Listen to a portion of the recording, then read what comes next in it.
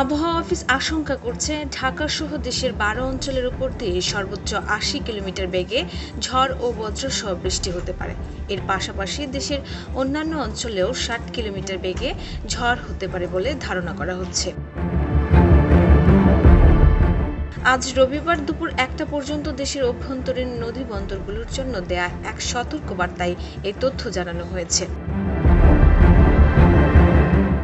আবহাওয়াবিদ মোহাম্মদ শাহিনুল ইসলামের স্বাক্ষর করা এক বিজ্ঞপ্তিতে বলা হয়, রংপুর, ফরিদপুর, রাজশাহী, পাবনা, বগুড়া, টাঙ্গাইল, ময়মনসিংহ, ঢাকা, কুষ্টিয়া, ফরিদপুর, কুমিল্লা এবং সিলেট অঞ্চলের উপর দিয়ে পশ্চিম অথবা উত্তর-পশ্চিম দিক থেকে ঘন্টায় ৬০ থেকে ৮০ কিলোমিটার বেগে অস্থায়ীভাবে ঝড়ো হাওয়া বয়ে যেতে পারে। সেই সঙ্গে বৃষ্টি অথবা বজ্রসহ বৃষ্টিও হতে পারে।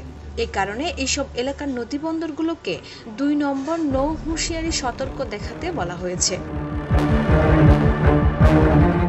এছাড়া দেশের অন্যান্য অঞ্চলেও একই দিক থেকে ঘন্টায় ৪৫ থেকে ৬০ কিলোমিটার বেগে অস্থায়ীভাবে দমকা অথবা ঝড়ো হাওয়া বয়ে যেতে পারে। সেই সঙ্গে বৃষ্টি অথবা বজ্রসহ বৃষ্টি হওয়ার সম্ভাবনা রয়েছে। এ কারণে এসব এলাকার নদীবন্দরগুলোকে ১ নম্বর সতর্ক সংকেত দেখাতে বলা হয়।